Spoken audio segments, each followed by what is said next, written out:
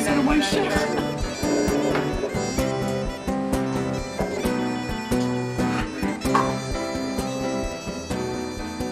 Comment pouvez-vous vous définir aujourd'hui? Est-ce que vous êtes un chanteur occitan?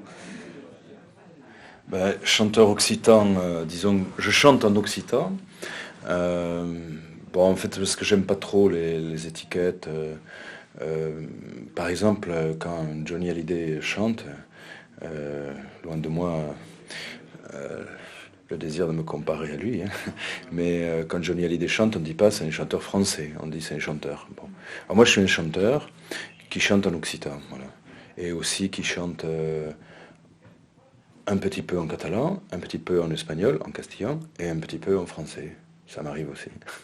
Pourquoi ces trois langues, occitan, catalan, espagnol? Quel est le lien entre ces trois langues pour vous, en ce qui vous concerne? Oui, alors et français un petit peu. Français. Donc c'est facile, ce sont les langues de l'enfance, les langues du cœur, des langues dans lesquelles me viennent les chansons, et donc des langues que je n'ai pas envie d'abandonner, quoi, si vous voulez, hein. Avec quand même une préférence pour l'occitan, parce que c'est celle dans laquelle j'ai commencé à chanter, et c'est la langue, comment dirais-je, la plus marginale des quatre, hein.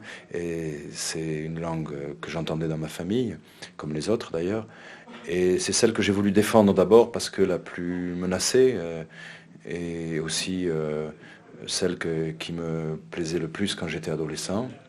Bien que j'ai chanté aussi un peu en anglais quand j'étais adolescent, mais après je traduisais en occitan. D'accord.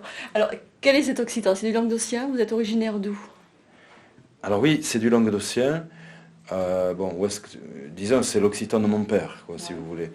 C'est l'occitan languedocien de la Vallonnée d'Ariège, Foix, vous voyez. C'est un occitan qui est influencé par le gascon et aussi par le catalan. C'est du languedocien sud. D'accord. Voilà. D'accord. Alors, qu'est-ce qui a d'abord motivé votre vocation de chanteur? Alors là, c'est une grande question, parce que vous savez, on ne sait jamais vraiment totalement. Moi, je dirais, comme beaucoup d'adolescents, j'avais envie de m'exprimer. Voilà, il y a un désir d'expression. Alors, ça s'est traduit par la chanson, mais allez savoir pourquoi, parce que, en fait, je ne suis pas d'une famille de musiciens, je ne suis pas musicien moi-même. J'avais peut-être quelques talents d'écriture, mais je n'écrivais pas de chansons.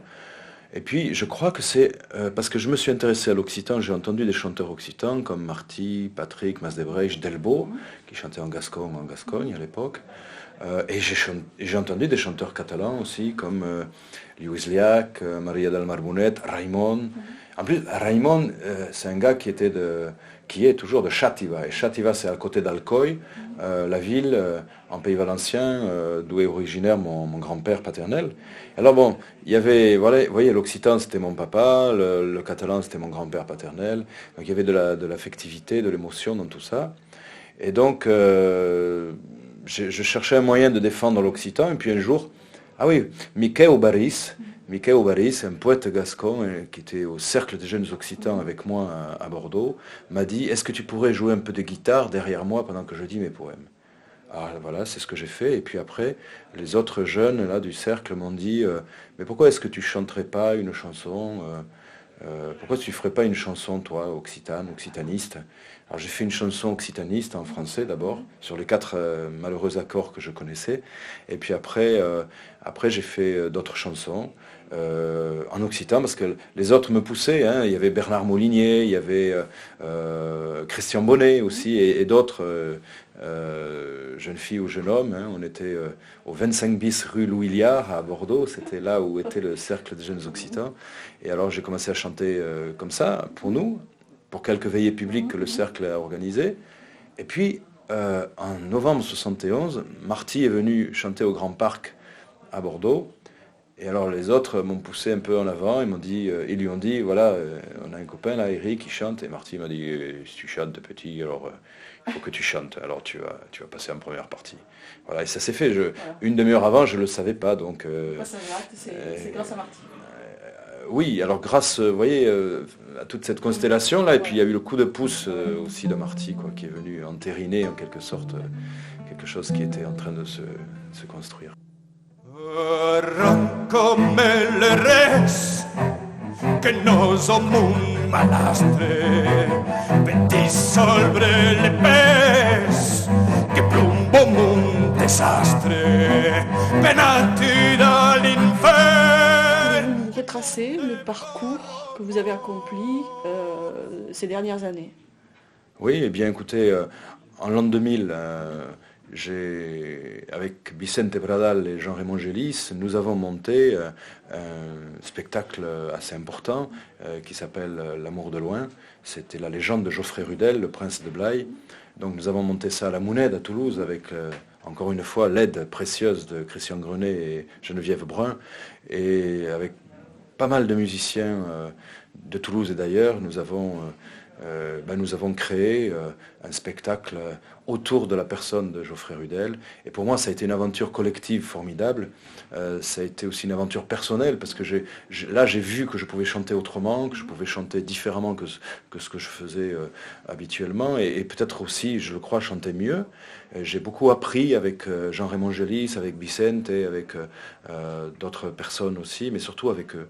Et après, le fait de rencontrer Jean-Raymond Gélis sur la scène de cette création a permis que nous débouchions sur la création d'un autre spectacle plus personnel, à Rancomé, avec des chansons nouvelles et d'autres que j'ai reprises, sur des arrangements de Jean-Raymond Gélis. Et là, je crois, accédé à une nouvelle étape, si vous voulez, dans ma carrière, entre guillemets, de chanteur, puisque j'ai découvert les arrangements de Jean-Raymond Gélis, mais la viole de gambe. J'ai découvert aussi une confiance en moi, une confiance dans les textes, des textes de poètes espagnols, catalans, occitans, voilà. Et j'ai découvert aussi que, au fond, on pouvait arriver à faire des disques de très bonne qualité, avec, comment dirais-je, des gens qu'on aime, avec pas forcément des milliards, hein, mais voilà, des disques qui soient bien produits, bien distribués. Donc Arancomé, c'est distribué par Nord-Sud, produit par Michel Pagiras et La Mounède. Et donc je crois que le distributeur c'est Codex à l'heure actuelle. Et c'est un disque qui m'a ouvert quelques portes. C'est un disque qui m'a fait un peu plus connaître, je pense. C'est un disque polyglotte, multilingue, hein, espagnol, catalan, occitan et français. Et là, on continue à donner le spectacle à Rancomé, mais on prépare déjà le suivant. Una misèria que em desferra, de tot costat em fa la guerra. L'hivern, ma terra. No val la pena que faci esment de ma vergonya i mon turment. De cap manera. On prépare le spectacle, la création de 2006, et qui s'appellera Marrano. Et Marrano, ce sera l'histoire de mon grand-père qui vient de l'Avelané, d'Alcoy, en Pays Valencien, jusqu'à l'Avelané, à pied, avec un ami à lui, pour fuir la guerre du Rif, pour fuir la misère. Lui, le tisserand, avec son copain d'Alcoy, ils vont d'Alcoy à pied jusqu'à Valence, puis à pied jusqu'à Barcelone, puis ils traversent les Pyrénées, ils vont rejoindre l'Avelané en Ariège, parce qu'ils savent que là, il y a du textile. Alors, je vais raconter cette histoire, parce que si vous voulez, elle est emblématique de ce que c'est que l'identité humaine. On naît avec un héritage, hein, on arrive sur Terre et on nous donne quelque chose, donc il y a un héritage au départ, et puis mon grand-père, il a fait comme des millions de gens, il a construit à partir de cet héritage, il a laissé des choses au bord de la route, et par contre il en a trouvé d'autres, il a inventé, et je crois, si vous voulez, que c'est ça l'identité humaine, et pas une fixation, pas un enquistement sur une pseudo-identité, voyez, éternelle qu'on aurait dès la naissance et qui bougerait plus, figée. Voilà.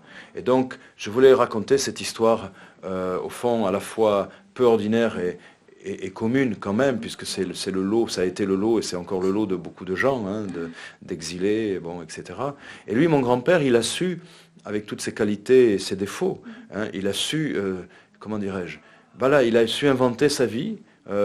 Il a su changer, il a su s'adapter, hein, et si vous voulez, il n'a jamais oublié sa communauté d'origine, et en même temps, il s'est toujours ouvert aux communautés d'accueil. Donc il est un peu un maran en ce sens, il est un peu un marrano, bien sûr, un maran, comment dirais-je, métaphorique, hein, puisque vous savez que le maran, hein, au XVe siècle, c'était le juif converti de force, hein, converti de force en Espagne et au Portugal, pour échapper à l'Inquisition, et donc qui était officiellement catholique, et gardait un secret en lui. Il restait... Voilà, il restait judaïque, hein, il continuait à judaïser en secret. Donc il était à la fois plus tout à fait juif et pas tout à fait chrétien. Et donc c'est ça qui m'intéresse, si vous voulez, parce que je crois que l'identité humaine, c'est fondamentalement ça. Et je pense que ça, c'est concevoir l'identité comme ça, c'est un merveilleux antidote contre tous les racismes, tous les fondamentalismes, tous les nationalismes exacerbés, vous voyez. C'est-à-dire que quand on comprend que l'identité humaine, c'est une espèce de va-et-vient constant et de construction permanente avec des morts successives et des inventions, des créations permanentes de soi-même, eh bien, on ne peut pas adhérer tout à fait, on ne peut plus adhérer tout à fait à une idéologie dominante qui soit une espèce de clôture, vous voyez. On ne peut plus adhérer tout à fait à un discours de fermeture, à un discours raciste, vous voyez, un discours qui soit vraiment d'un nationalisme exacerbé, comme je disais précédemment. Alors dans ce spectacle, il y aura bien sûr des chansons, peut-être des instrumentaux. On va s'adjoindre le service d'un percussionniste, donc il y aura un musicien supplémentaire, ça sera Florent Rousset.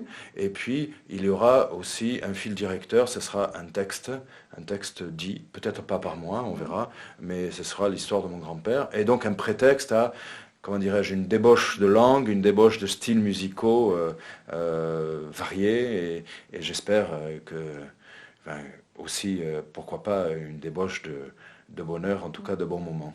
Ça devrait voir le jour en 2006. Alors voilà, ça devrait être créé sur la scène nationale de Foix, décentralisée à Lavelanet, en février 2006, pendant les vacances scolaires de février 2006. Voilà.